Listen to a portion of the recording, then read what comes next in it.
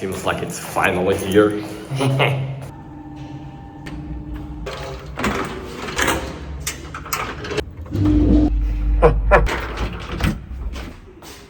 Una renovación.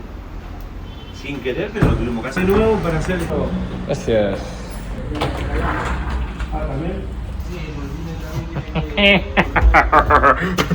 We got a float wheel.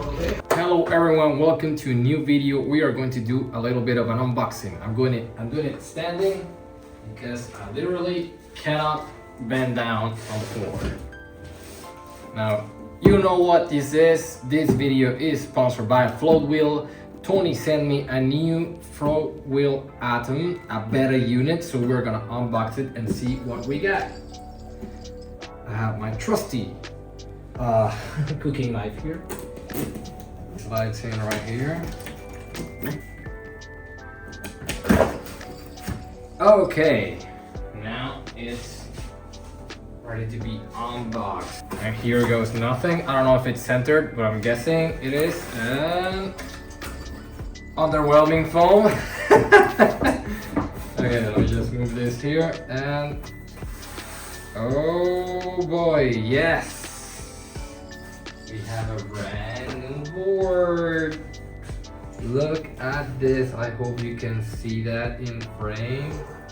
Oh, pretty thick. Is of course, that's for your ASMR. Okay, let's get this over.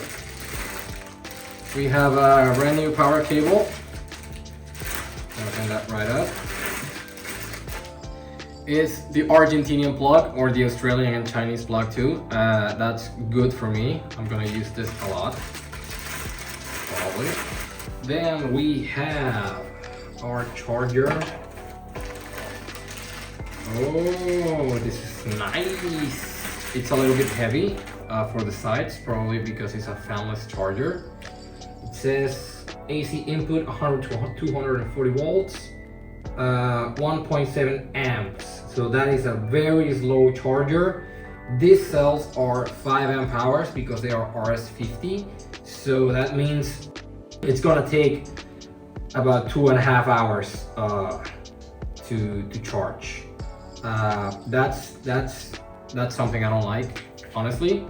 I hope Floatwheel or Tony releases a faster charger than this. I like that it says Atom. That's pretty cool. This is my first Floatwheel charger. Okay, and Floatwheel board, as a matter of fact. What else do we have here? Here we have our wind scoop, which is a new part from Floatwheel to help cool down the motor. I'm gonna put this here. We have our screws here to actually, bolt this part down. And below here is the rest of the kit. So let's put that here. And then we have our motor blocks. Pretty simple piece, looks pretty nice. This is the cable channel. We're gonna assemble that when we get our motor. Another block, it is pretty much identical. What else do we have here?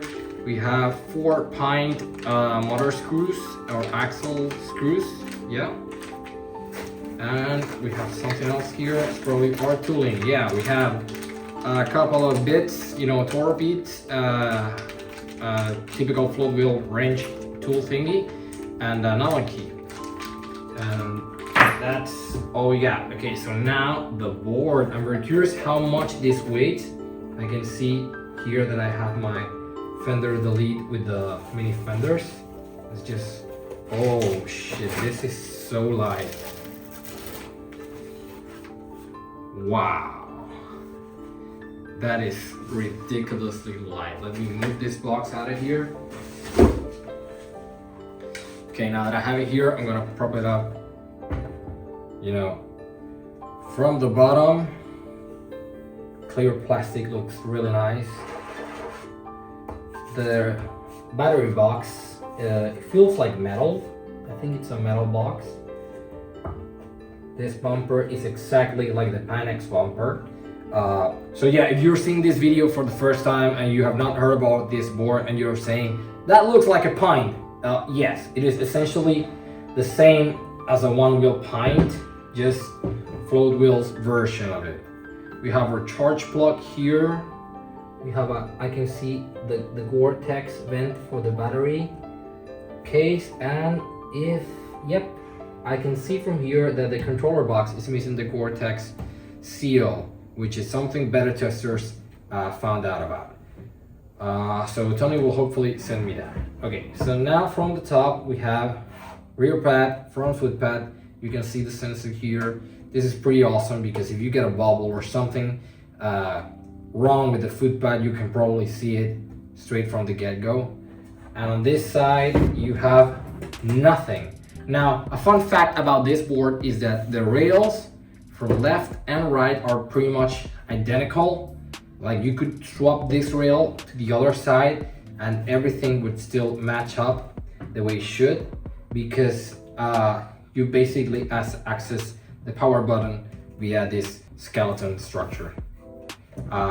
Dude, this is light. Speaking about lights, let's turn this board on and see if it works. Where's the button? I have to get used to the button placement. That's cool. Boot up sequence. Oh yeah, we have rear light, front light. It looks transparent. Let me turn my lights off so you can see this. And we have our Knight Rider animation. Let's test this foot pad. Works well. Works well. Well, both. Yeah, it's trying to engage the motor, but there's no motor, so it went straight into high voltage duty cycle. Foot pad, rear foot pad is identical to the front foot pad, except for the fact that it doesn't have any sensor. Here's your front light.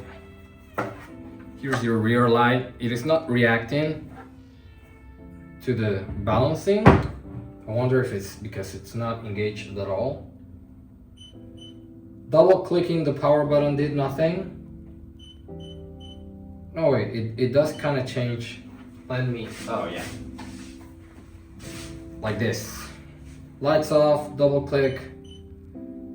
Level 1, double click. Level 2, double click.